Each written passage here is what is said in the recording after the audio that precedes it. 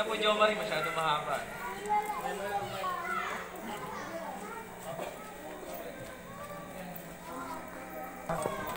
Sa ating pong pag-aaral ng mga nakaraang gabi, ay tinukoy po kung gaano tayo kamahal ng Diyos. Ano po?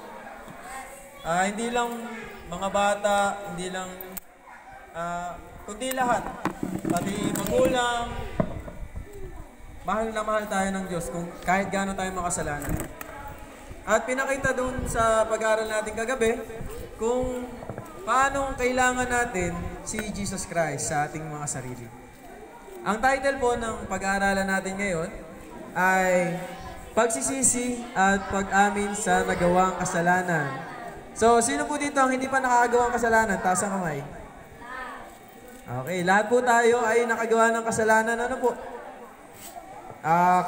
Kahit po yan ay simpleng pagsisinungaling, kahit yan ay pagkupit kay mama ng piso o dos, ay mabibilang po yun bilang isang kasalanan. At hindi po natin pwedeng ituring na porke maliit lang yung nagawa natin kasalanan, ay baliwala lang yun sa Diyos. Kung maaalala po natin, kilala nyo ba si Eva at Adan, mga bata? Very good. So si Eva at Adan, napakasimple lang nung ginawa nilang kasalanan, di ba? Kumain lang sila ng prutas. Pero ang kabayaran po nun ay pag-alis sa lugar ng Eden. Ano po? At nagkaroon sila ng kamatayan. So, yun po yung kabayaran ng kasalanan. So, lahat ng uri ng kasalanan, maliit man yan o malaki, sa paningin ng Panginoon, kasalanan pa rin po yan. So, ano nga ba ang kasalanan? Paano natin matatawag na yung ginawa natin ay kasalanan? Sabi po sa 1 John 3 verse 4, ang sino mang gumawa ng kasalanan ay sumalangsang din naman sa kautusan, at ang kasalanan ay ang pagsalangsang sa kautusan. So, pagka inutusan ka ni mama, hugasan mo to, tapos hindi mo sinunod. Ibig sabihin, may kasalanan ka kay mama. Ano po?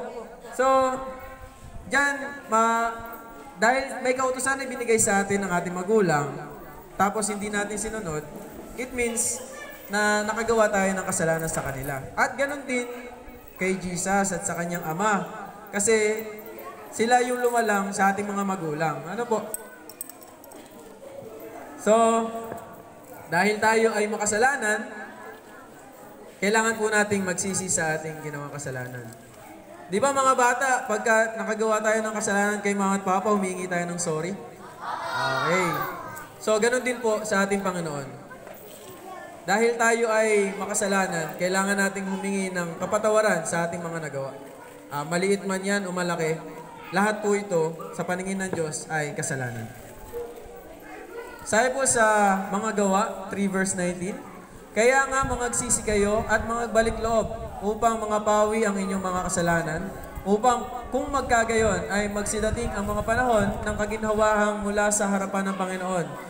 So, kung tayo daw po ay nakagawa ng kasalanan, bawa tayo, kumupit tayo kay mama ng piso. So, kailangan nating humingi ng tawad, kailangan nating magsisi sa ating ginawang kasalanan. At sa ikalawang verse po, sa Ezekiel 18 verse 21, ngunit kung ang masama ay humiwalay sa kaniyang lahat na kasalanan na kanyang nagawa, at ingatan ang lahat ng aking mga palatuntunan, at gumawa ng tapat at matuwid, siya ay walang pagsalang mabubuhay, siya ay hindi mamamatay. So, ganun po pala yung pagsisisi. Ano po? Pagka po pala nagsisi tayo, halimbawa, mga bata, hindi tayo sumunod kay mama at papa. Ano? Na inutusan tayo bumili ng suka, tapos hindi tayo sumunod. Ang pagsisisi po pala, kailangan, next time na uutusan tayo nila mama at papa, kailangan na nating sumunod. Ganun po yung tunay na pagsisisi. Hindi tayo pwedeng magsisi na, sorry po, tapos gagawin mo lang uli. So, hindi po pagsisisi ang tawag doon. Ano po? Ang sabi po dito na kailangan ingatan lahat ng palatuntunan ng Diyos at ng ating mga magulang. So, sa pagsisisi, may iba't ibang klase po yung hakbang. Ano po? Hindi po yan, magsusorry lang tayo tapos napatawad na tayo sa ating mga kasalanan. May mga hakbang po yan at may mga kailangan tayong gawin para mapunta tayo doon sa punto ng ating buhay na lumalakad tayo sa katwiran ng ating Panginoong Kristo. Sabi po dito, pagkilala sa kasalanan. Kasi di ba minsan, halimbawa, sa ating mga bata, halimbawa nakabasag tayo ng pinggan o kaya ng baso. Tapos, tinanong ka ni mama at papa kung anong nangyari. Di ba minsan magsisinungaling ka? Halimbawa may alaga kayong pusa. Halimbawa natabig ng pusa, di ba? Pero sabi ng Panginoon, kailangan nating kilalanin yung nagawa nating kasalanan. Sabi po sa unang Juan,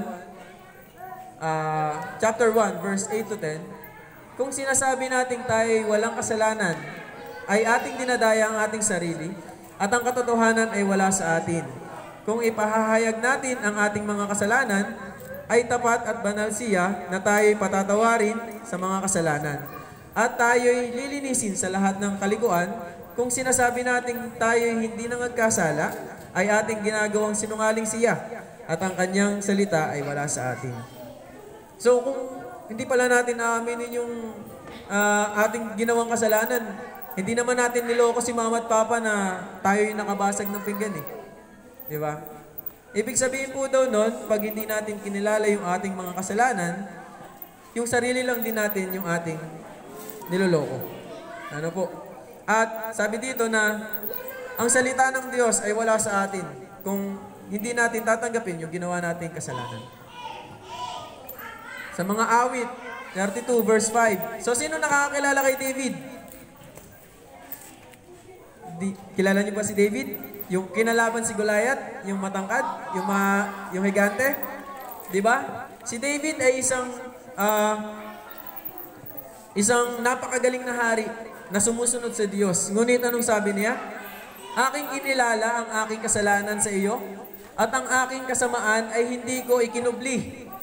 Aking sinabi, aking ipahahayag ang aking pagsalangsang sa Panginoon, at iyong ipinatawad ang kasamaan na aking ginawa. So sa pamamagitan ng pagkilala sa atin pong mga nagawang kasalanan, tayo naman din ay papatawarin ng ating Diyos o ng tao na nagawa natin ng kasalanan.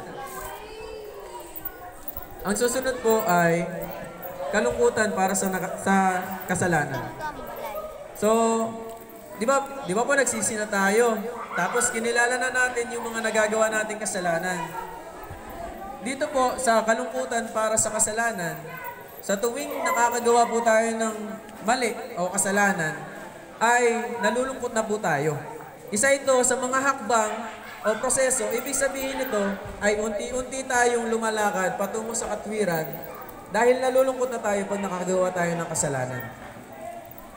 Sabi po sa 2 Korinto, chapter 7, verse 10, sapagkat ang kalumbayang mula sa Diyos ay gumagawa ng pagsisisi sa ikaliligtas na hindi ikalulungkot, datapwat ang kalumbayang ayon sa sanglibutan ay ikamamatay. Ano po? Mas mabuti nang malungkot tayo kapag tayo ay nakakagawa ng kasalanan kesa sa malulungkot tayo pagka may nawalang bagay na importante sa atin dito sa lupa. Dahil ang pagsisisi ay kasunod noon ang pagkalumbay sa mga nagagawa natin sa araw-araw. Dahil once na nagsisi tayo, nakikilala na natin yung ating mga kasalanang nagagawa. Yung mga nababasag nating pinggan, inaamin na natin kay mama at papa. Yung mga natabig nating baso, sinasabi na natin sa kanila kagad para mapatawad nila kagad tayo sa ating nagawang kasalanan.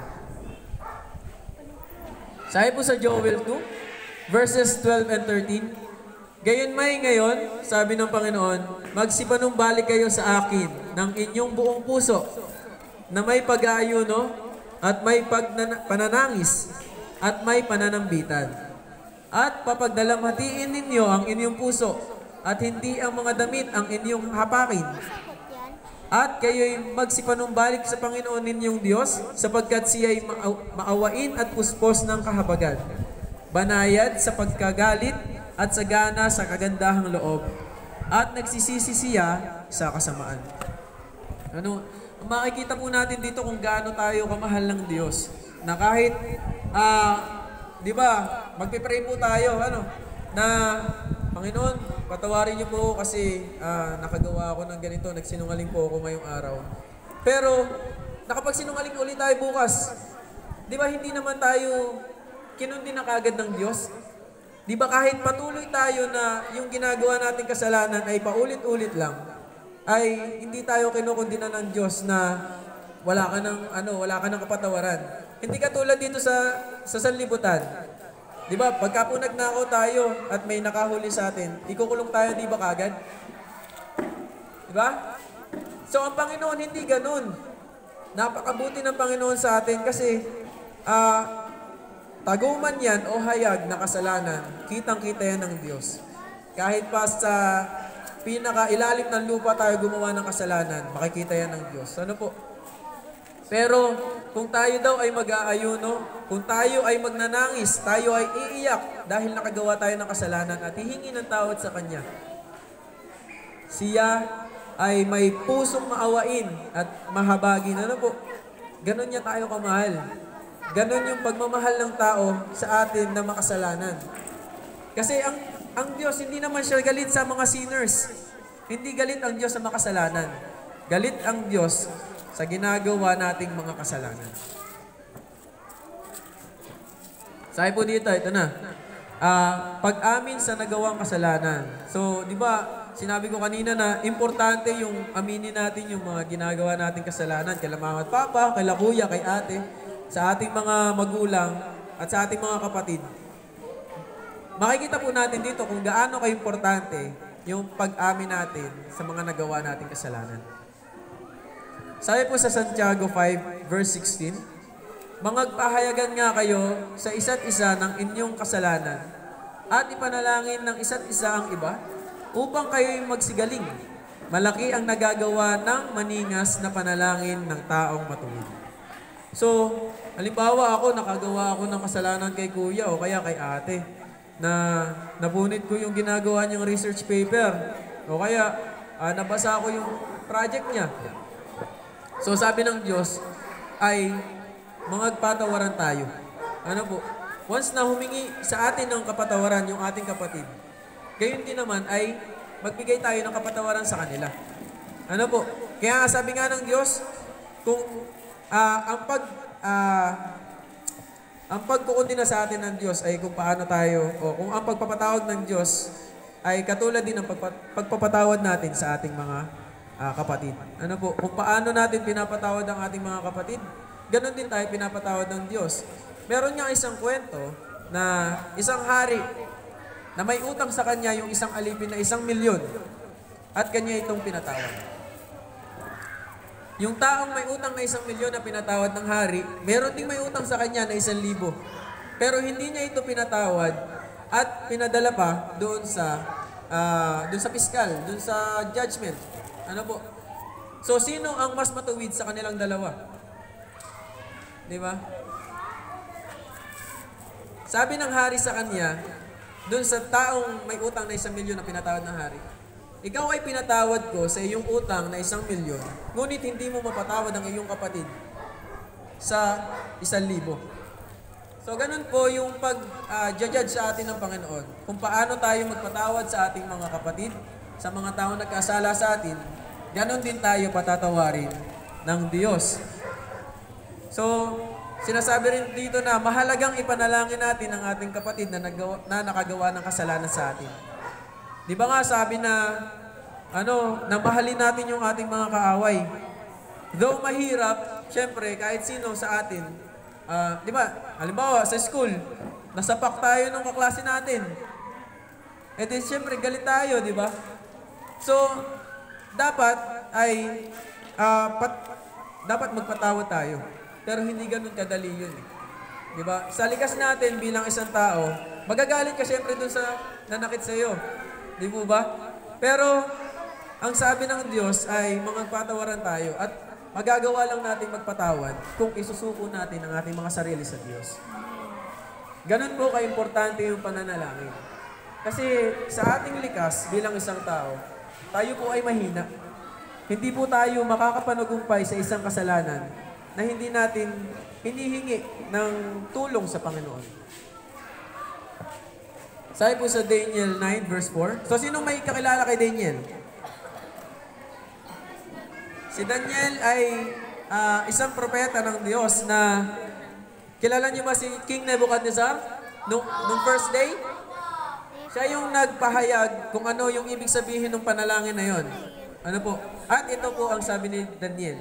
At ako'y nanalangin sa Panginoon kong Diyos, at ako'y nagpahayag ng kasalanan, at nagsabi, O Panginoon, Diyos na dakila at kakilakilabot, na nag-iingat ng tipan at kaawaan sa nagsisiibig sa iyo, at nag-iingat ng iyong mga utos. So, ganun tayo kamahal ng Diyos kung ating susundin at ikikip ang kanyang mga kautusan. Pero kahit na ganun, na hindi tayo nakakasunod sa lahat ng utos ng Diyos, ay binigyan niya pa rin tayo ng pagkakataon para magsisi sa ating mga kasalanan. Ano po? Tayo po ba? Ilagay natin yung ating mga paa sa sapatos ng Diyos. Meron po tayong kapatid na nagsinungaling sa atin at tumingi ng tawad. At pinatawad natin siya. Pero kinabukasan, nagsinungaling uli siya sa atin at tumingi uli siya ng tawad. Ano po mararamdaman natin?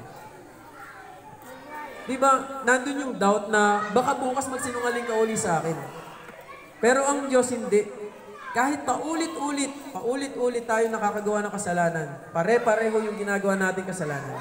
Nandyan siya para patawarin tayo sa ating mga nagagawang kasalanan. Pero hindi po dapat ganun tayo hanggang sa dumating yung panahon na darating na si Christ. Kasi mawawalan po tayo ng oportunidad na makatanggap ng buhay na walang hanggan. Kailangan po nating isuko ang ating mga sarili. At sa panahon na iyon na isinuko na natin ang ating mga sarili at ang ating mga kalooban sa Diyos, sa tuwing tayo po ay makagagawa ng kasalanan, nandun na yung kalumbayan.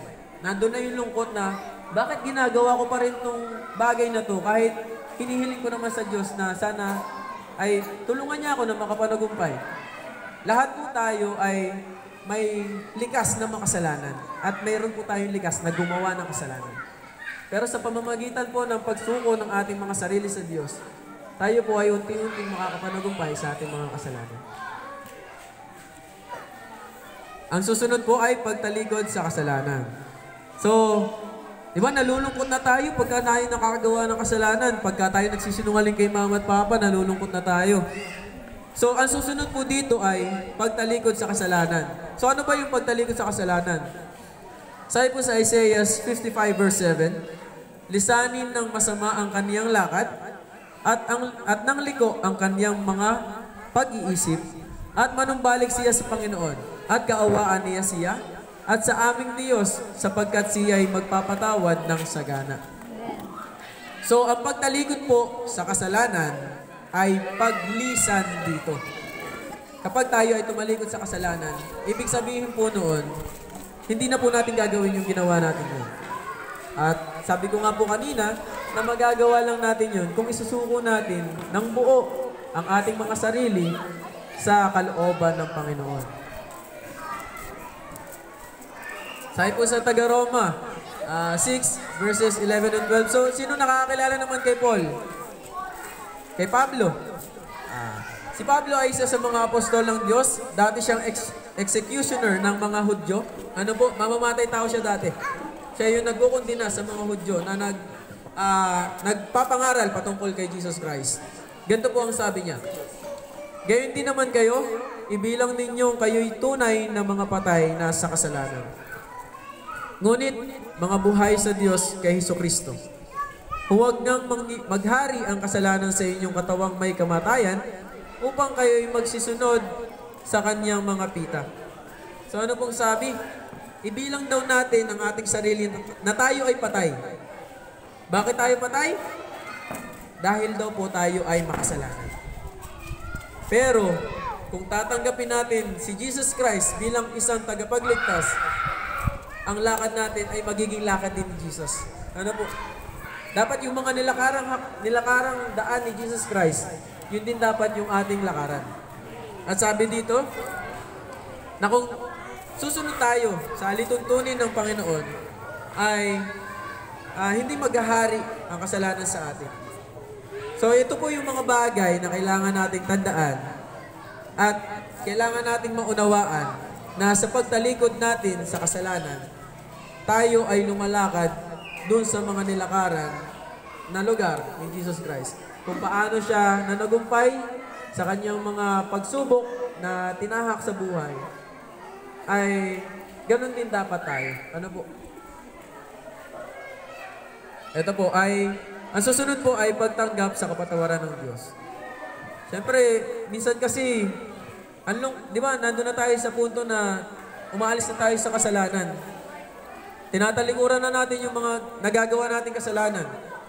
Pero dumating yung punto na nagkasala uli tayo. Nagawa uli natin yung pinapanalangin nating puspusan sa Diyos. Di ba po, nakakaramdam tayo minsan na nakakahiya ng manalangin sa Diyos kasi ito na lang lagi yung nagagawa ko. Nararanasan po ba natin yun na halimbawa na nagsinungaling tayo o kaya may nagawa tayong hindi maganda sa ating kapatid. Tapos yung konsensya natin, sobra-sobra, parang ang hirap ng humingi ng tawad sa Diyos. Pero hindi daw dapat ganun. Dapat po, tanggapin natin yung kapatawaran ng Diyos. Sabi po sa Efeso 1 verse 7, nasa Kaniya ay mayroon tayo ng ating katubusan sa pamamagitan ng Kanyang dugo, na kapatawaran ng ating mga kasalanan ayon sa mga kayamanan ng Kanyang biyaya. Ano po, kahit doon natin makikita yung faith natin eh. Doon natin makikita na tayo ay nagsisisi sa ating mga kasalanan. Ano po, once na yung guilt ay sobra-sobra yung hatak sa atin na dapat ka manalangin, iluhod po natin yun sa Panginoon. Bakit? Kasi sabi dito na tayong lahat ay may katubusan dahil tayong lahat ay binayaran ng dugo ni Kristo. Hindi dahil taga-Israel ka, hindi dahil Hudyo ka, hindi dahil makasalanan ka. Ano po? Lahat ng tao sa mundo ay may pag-asang maligtas. At ito po yung nais namin ipahatid sa inyo. Na sa bawat isa sa atin na nakakagawa ng kasalanan hanggang ngayon, nandyan palagi ang ating Panginoong Jesucristo at handa tayong tanggapin. Lagi nating tatandaan na laging merong tagapagligtas na handa tayong yakapin sa tuwing nasa pinakamababang lugar, nasa pinakamababang punto na tayo ng ating buhay. Sabi po sa Micah 7 verses 18 and 19, sino ang Diyos na gaya mo? Na nagpapatawad ng kasamaan at pinalalagpas ang pagsalangsang ng nalabi sa kanyang mana. Hindi niya pinipigil ang kanyang galit ng magpakailanman, sapagkat siya ay nalulugod sa kagandahang loob. Siya ay muling magtataglay ng habag sa atin. Kaniyang yayapakan ang ating kasamaan at kanyang ihahagis ang lahat nilang kasalanan sa mga kailaliman ng dagat. So, sino po ba dito yung nakakita ay nakarinig na ng kwento ng isang hari na meron siyang isang tagapaglingkod na nakagawa sa kanya ng kasalanan? Diniceive niya yung hari. So, kalimitan sa mga hari na nadideceive, ang pataw kagad dun sa kasalanang yun ay kamatayan. Pero ano pong sabi dito sa Mikas? Na sino ang Diyos na gaya mo na nagpapatawad ng mga kasalanan? Di ba siya lang po yung nag-iisang Diyos na kaya niya tayong patawarin kahit gaano kabigat yung nagawa natin kasalanan? Kahit gaano kaulit-ulit na nagsisinungaling tayo kay mama at papa na pupunta tayo sa school pero hindi naman. Kahit gaano yung paggawa natin ng kasalanan sa ating kapwa, sa ating Diyos, na mas inuuna na natin ng ating mga hanap buhay, mas inuuna na natin yung pagkita ng pera kaysa sa Panginoon, nandyan pa rin siya lagi para patawarin tayo sa mga nagagawa nating kasalanan. Ganon tayo kamahal ng Diyos. Bata, matanda, lahat po tayo na makasalanan, mahal na mahal niya po tayo. Ano po?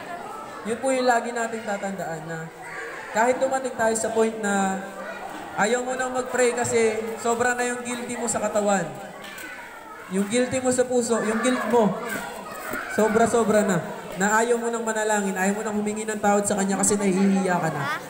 Lagi nating tatandaan na wini-welcome tayo palagi ng Diyos kahit gaano pa tayo kasama. Susunod po dito ay ang pagbabago.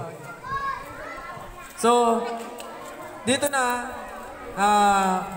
po natin mapag-aaralan, dito na natin malalaman na kapag pala tumalikod na tayo sa kasalanan, ay meron tayong pagbabago na mararanasan sa bawat isa sa atin.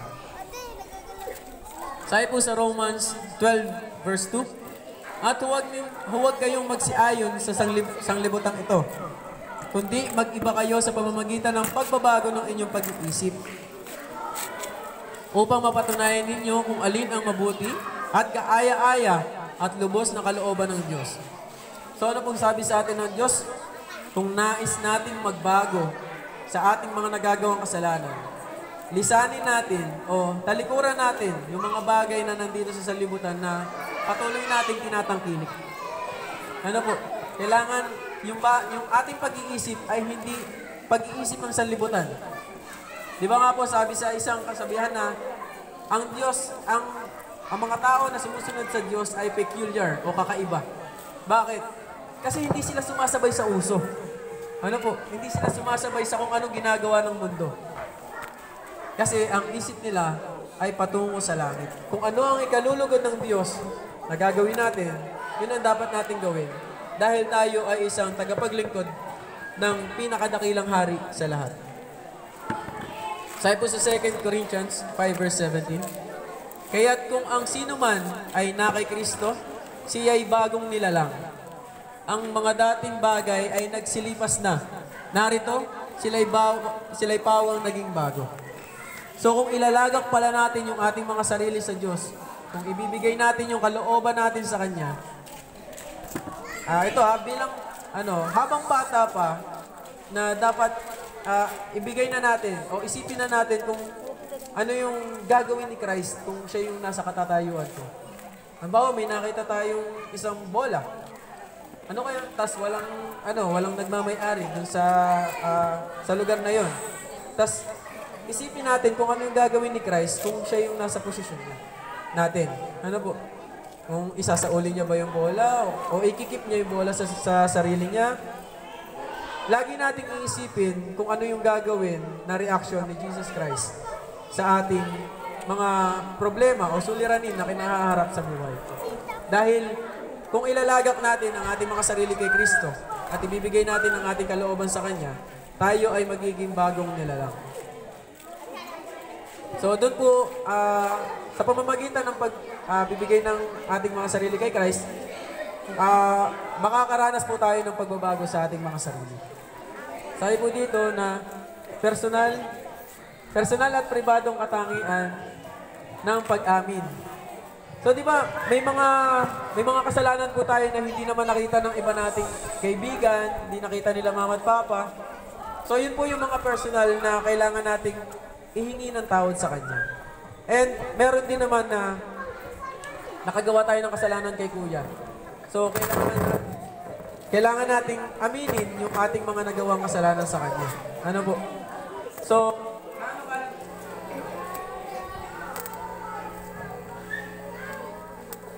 gaano po ba kahalaga yung personal na pag-amin natin sa ating mga kasalanan sa Diyos?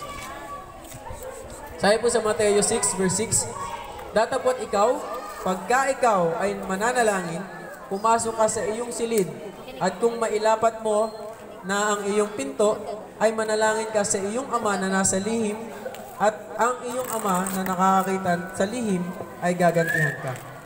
So, di ba may mga kasalanan naman tayo na hindi natin ginagawa physically. Halimbawa, nainggit tayo kay ganito. Tapos gusto nating maging sa atin yung pag-aari niya. So, covetousness po ang tawag nun. Nag-covet po tayo. Kahit sa pag-iisip at sa puso lang po natin. So, sinasabi po sa atin dito na yung mga ganong klase ng kasalanan ay kailangan nating iluhod sa Panginoon sa pribadong lugar. Sa mga lugar na hindi nakikita ng mga tao.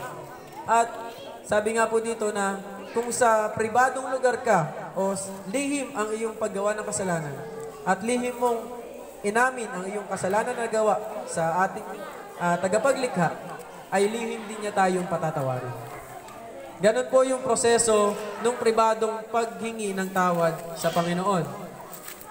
Sabi po sa Kawikaan 28 verse 13, siyang nagtatakip ng kanyang mga pagsalangsang ay hindi giginhawa.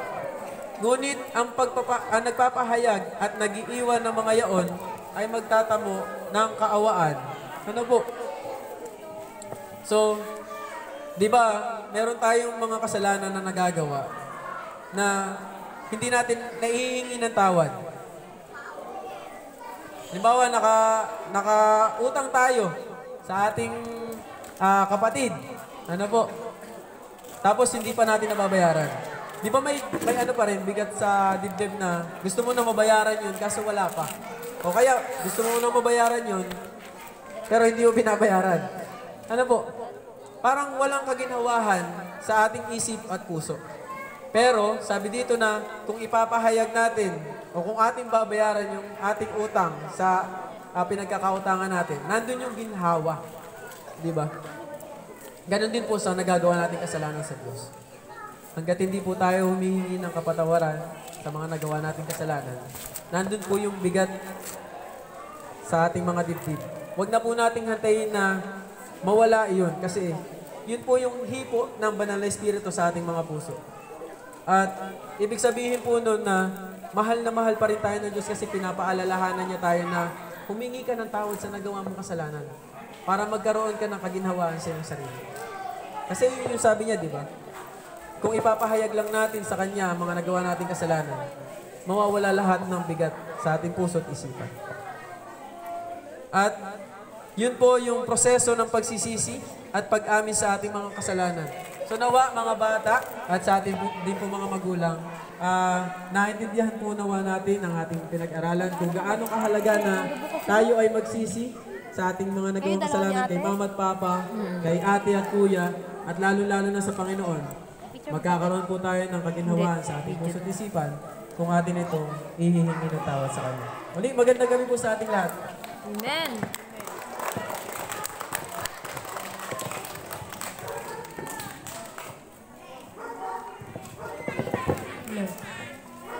Mamaya, makinig. Muli, magandang gabi po sa ating lahat. Naintindihan o naunawaan ba natin ang ating pinag-aralan? So ano po ang pamagat? Sino na nakasagot?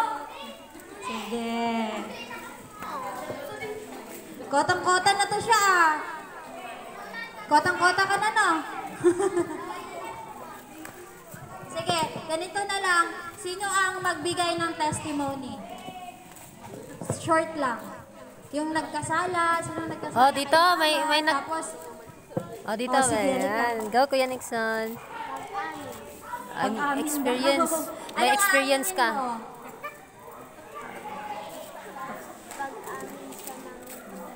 Pag-amin sa magulang. Ano yung aaminin mo sa magulang? Pag-amin ng magulang para Magsabi ng totoo. So ikaw, nakaranas ka na ba nagkasala kay mama at papa? Anong ginawa mong kasalanan? Sinabi mo sa kanya na mali mo. So, very good. So ngayon, bibigyan kita.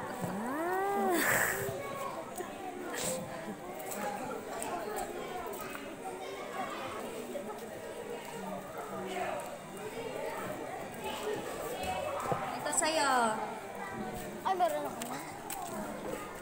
So, salamat. Yan din yung natanggap ko ano dati. ang kailangan gawin para tayo ay mapatawad?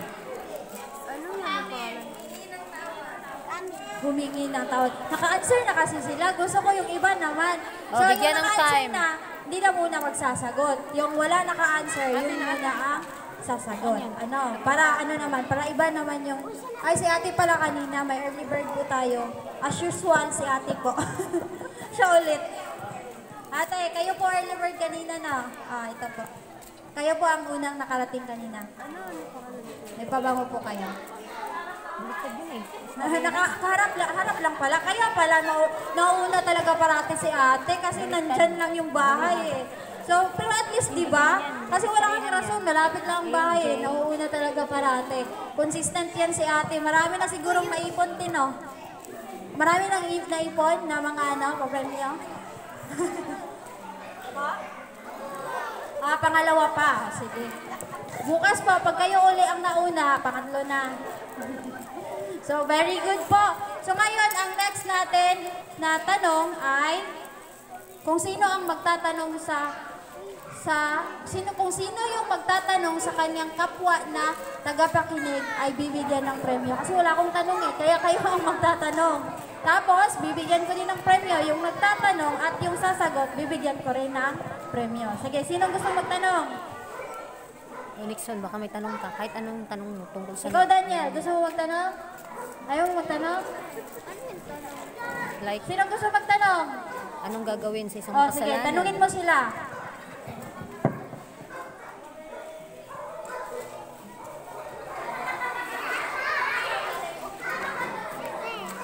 Palis ka pa daw yan kung nakain. Hindi pa po ito tapos? Sige, dali mo. Ikaw, be. Balik mo dito sa kanila. Ikaw, Nixon, tanungin mo sila. Sa langit Ha? nauna na. Ha? Nauna. Meron ka ng premyo. Solo lang ako. So, ganito na lang. Sino ang makapagsabi sa akin or makapag-summary ng ating pinag-aralan? Yung konti lang. Doon sa mga binanggit ni Kuya, di ba? Madami yun. Kailangan natin ano yun?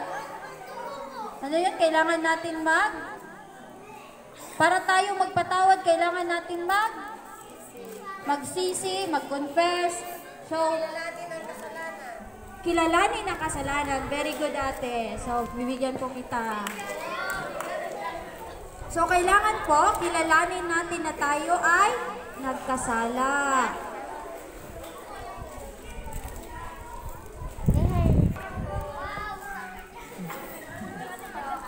So, kailangan na kilalanin ang kasalanan. So, hindi pwedeng patawarin tayo ng tao. Pag sabi mo, sorry po, anong kasalanan mo? So, kailangan dapat alam natin ano yung kasalanan na gawa natin. At, aminin natin yung nagawa natin kasalanan. At pag naamin natin, anong gagawin? Magsisi. Yun po ang gagawin. So, ngayon, kung sino po yung may maikli lang na testimony about dun sa pagsisisi at sa pag-amin ng kasalanan, ay bibigyan ko din ng premyo. Sa mga bata ay sa mga matatanda. Yung parang experience nyo lang ba kung patungkol sa natin pinag-aralan ngayon? Sige, ikaw ate, gusto nyo po? Konting experience lang po. 2 minutes, 1 minute. Or seconds lang po.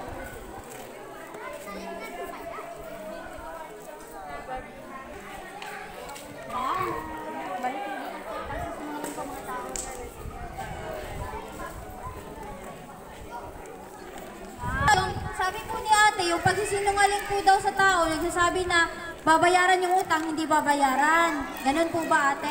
May nakautang na po ba sa'yo? Hindi ka binayaran? Meron. Anong ginawa mo sa kanya ate? Hintay na lang. Pero sa loob-loob mo, masakit ba? Masakit po ba sa dibdib? Hindi bayaran ng utang? Okay lang. Okay lang kasi marami namang pera, no? Okay lang yun pag maraming pera, pero pag walang bigas, wala na, sapot na yung utak mo. Pero kailangan, tama pong sabi ni ate. Pero ang isa po talaga na gagawin natin ay ipanalangin. So ang mga nanay po, makakarelate po talaga dun sa mga utang-utang ba, tapos hindi babayaran. Pero ang sabi po ng Panginoon, ano pong sabi ng Pedro, tinanong niya ang Panginoon, ilang beses siyang magpatawad? 70 times 7. So kung i-times niya po yun, ilan po yun? 490. Oh, isang beses, dalawang beses pa lang nagkasala sa atin yung ating kapwa. Wala na, galit na tayo, no? Pero kinakailangan po na may mapagpatawad tayo na puso. So, si ate po ay may, po siya, testimony, konting testimony. Bibigyan ko po siya ng premyo din. sa inyong pag-cooperate. At,